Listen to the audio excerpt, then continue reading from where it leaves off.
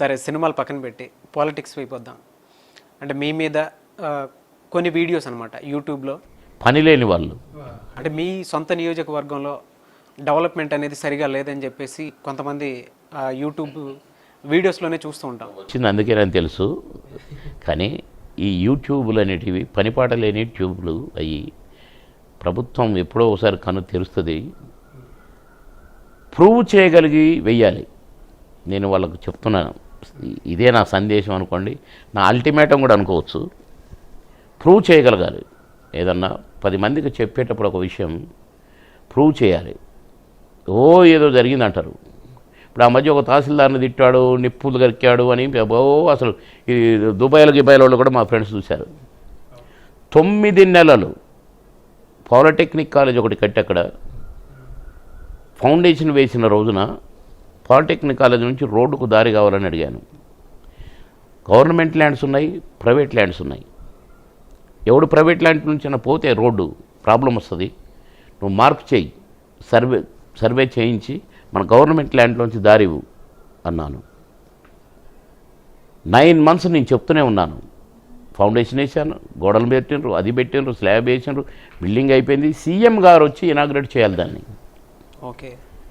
కానీ సీఎం గారు డేటు కుదరలేదు, డిప్యూటీ సీఎం గారు వచ్చారు. ఎల్లుండే ఇనాగ్రేషన్.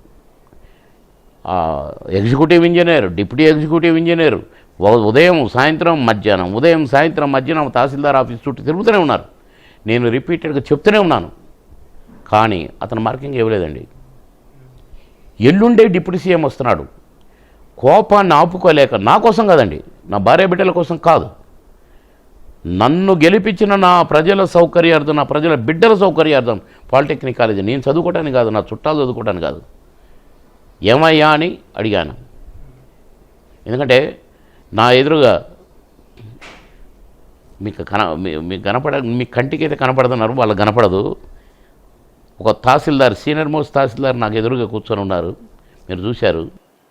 అవునండి.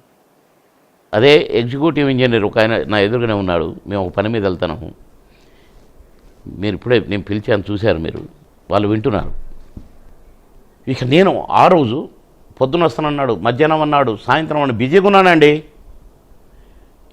ఏం పీకుతున్నావా, ఏం బిజీ అయ్యా నీకు? ఒక డిప్యూటీ సీఎం వస్తున్నాడు, 10 నిమిషాల పని, మార్కింగ్ ఇయటం ఏముందా, గినుచి గిడికి ఏవై రోడ్డు అంటానికి నీకు టైం లేదా, అంత బిజీగా ఉన్నావా అన్న పదాన్ని ఓ నిప్పులు జరిగాడు, ఎంఆర్ఓని తిట్టాడు అన్నాను.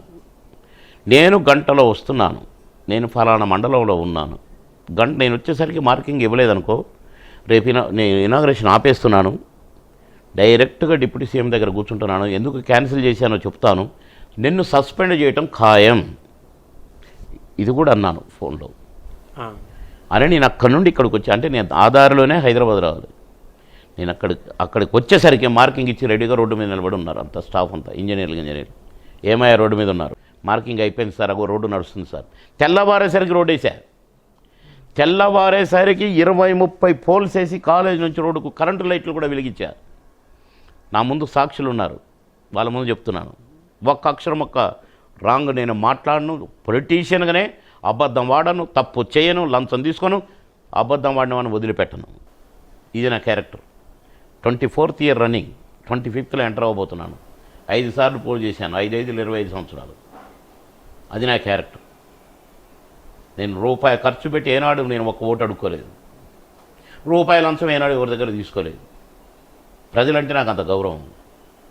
ఫ్రీ సేవ చేసి పెట్టి వాళ్ళ దీవెనలు పొందటమే ఆలోచిస్తే తప్ప జనం మీద పడదామని ఎక్కువ వసూలు చేద్దాం, అది మా క్యారెక్టర్ కాదు. అరగంటలో అయిపోయిందండి మార్కింగ్, 9 నెలల నుంచి కాలేదండి. అప్పటికప్పుడు వేశాను, అప్పటికప్పుడు తీశాను, ప్రెస్లో చూశారు, ప్రెస్లో రాశారు. కానీ వాడొక వెధవెవడు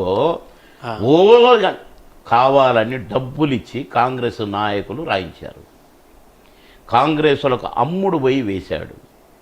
దీని వెనకాలగా కూడా ఒక లీడర్ అట, ఎవరు మరి ఈ టీవీలకు లీడర్ అంట, అతను పెద్ద నక్సలైట్ అంట, ఇప్పుడు నా సీటు కావాలని కూడా తిరుగుతున్నాడు నా కాన్స్టిట్యున్సీలో. ఇది చూసే వాళ్ళందరికీ అర్థమైంది, మీ మీడియాకు కూడా అర్థమైంది. మొన్నగా కూడా చిత్తుగా ఓడగొట్టాను మీ మీడియాలోనే పోటీ చేస్తే, అతను ఇదంతా చేయించేది. ఓకే, ఇదంతా చేయించేది అతను. నేను ఈ వినే మీ మీడియా వాళ్ళందరూ కూడా అర్థమైపోద్ది. అసెంబ్లీలో కూడా 50 మంది మీడియా వాళ్ళు నిలబడితే చెప్పాను, ఛాలెంజ్ రావయ్యా, ఎందుకయ్యా ఈ టీవీలలో స్క్రోలింగ్ లేపించి డబ్బులు ఇచ్చి తాపిచ్చి, ఇది కాదయ్యా, నీకు పోటీ చేయాలని ఉంది కదా, నా సీటు కావాలని ఉంది కదా, రా ఇద్దరం పోటీ చేద్దాం కమాన్ అని 50-60 మంది అసెంబ్లీ జరిగేటప్పుడు అన్నా నేను. సో కాబట్టి పనిపాట లేనోళ్ళు, కావాలని క్రియేట్ చేసేవాళ్ళు, ఏదైనా వస్తే 50-100 టీవీలు ఉన్నాయండి, ఆ మ్యాటర్ 100 టీవీలలో రావాలి, అది ఫ్యాక్ట్. ఒక్కడేస్తే అంటే ఒక్కడికే తెలిసిందా, ఏమన్నా రూమ్లో సీక్రెట్గా మాట్లాడినా, బజార్లో మాట్లాడు, పబ్లిక్ మీటింగ్లో ఉన్నా నేను. దాన్ని వక్రీకరించేసినది మీరు పట్టుకొని మీరు ప్రత్యేకంగా ఇంటర్వ్యూకి రావడం సంతోషం అనుకున్నా, కానీ ఈ మొక్క అడిగినందుకు చాలా ఫీల్ అవుతున్నాను. కానీ డీటెయిల్గా తెలియజేశాను. ఇప్పటికి మీరన్నా కరెక్ట్గా వేయండి, తప్పకుండా సార్. వాడు ఒక ఫూల్ అని వేయండి, లేదు ఇద్దరిని ముఖాబిలా పెట్టండి, తీయండి, అతను ఏం చెప్తాడు నేనేం చెప్తున్నాను, లేదు నా కాన్షియన్స్గా పోదాం, ప్రజల ముందు అడుగుదాం, ప్రజల ముందే మళ్ళీ నా పార్టీ నీ పార్టీ రోడ్డు మీద పెడదాం, ఇక్కడ ఫలానా అతన్ని ఇంటర్వ్యూ చేస్తున్నాం రండి అని. యాజ్ ఇట్ ఈజ్ మాట్లాడుతున్నా లేదో చూడండి, దట్ ఈజ్ బాబు మోహన్. ఈ వీడియో కానీ మీకు నచ్చినట్లయితే లైక్ చేయండి, షేర్ చేయండి, మీ అభిప్రాయాన్ని కామెంట్ రూపంలో తెలియజేయండి. అలాగే మరిన్ని వీడియోస్ కోసం మా ఛానల్ను సబ్స్క్రైబ్ చేసుకోండి.